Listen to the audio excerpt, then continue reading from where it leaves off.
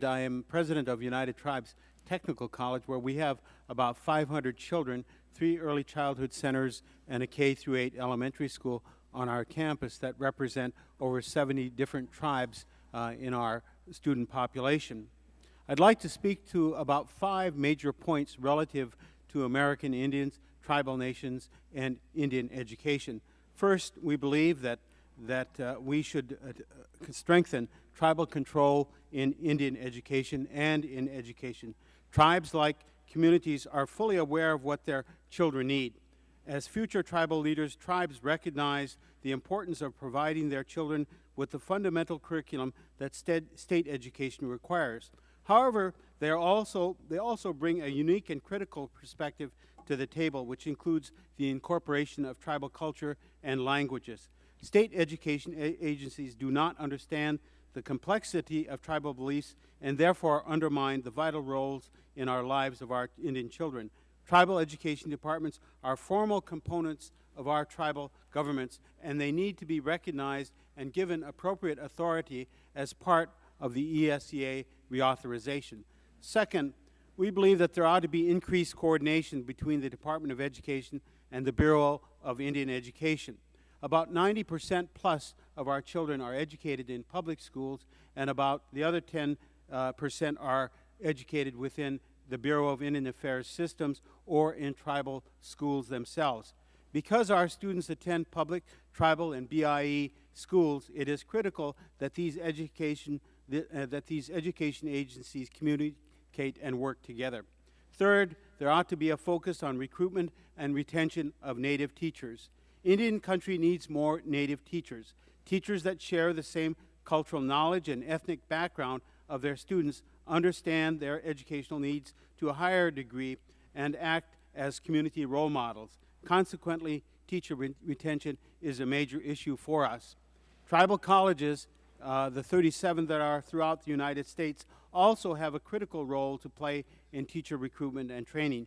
United Tribes, where I am at, offers a 4-year elementary education degree. Graduates of this program, almost all Native Americans, are ready to step into the classroom at schools throughout Indian country. The Elementary Secondary Education Act needs to include provisions that offer incentives for students to enter teacher training programs through our tribal colleges and universities. Fourth, the long-term investment in culturally based education.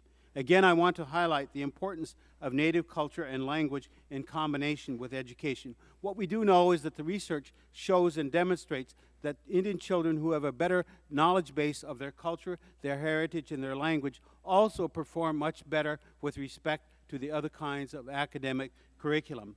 We know that our students perform better academically when they have a sense of pride and self-esteem for knowing who they are and where they come from.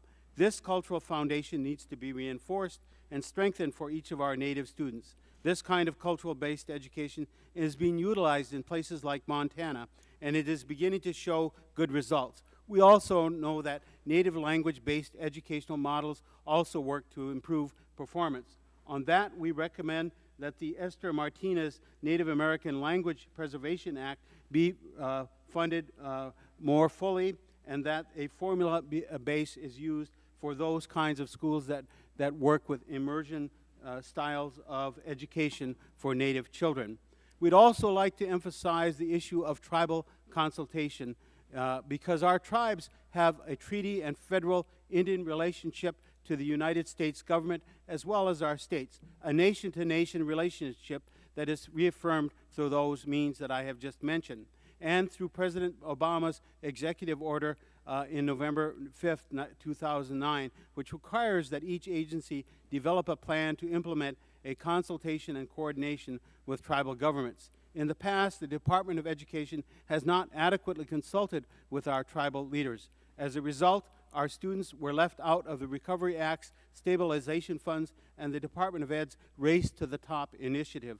Finally, I'd like to point out that each of our speakers who have testified today are representative of various groups throughout education. Our students cannot be categorized into one particular single group because American Indian and Alaska Native tribal nations are first and foremost tribal governments and have many distinct and diverse cultures within the 565 federally recognized Indian tribes.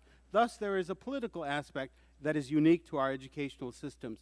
We have students from rural and urban areas, and many have special needs, and many come from low-income families. We also have children who attend all forms of schooling, public, BIE, rural, and urban, and consequently our tribes can relate to each of these groups. We hope that the ESEA needs to assist tribal nations by giving them the tools of control they need to make through the various education systems consistent with each tribe's cultures and values. I thank you for this opportunity today, Mr. Chairman.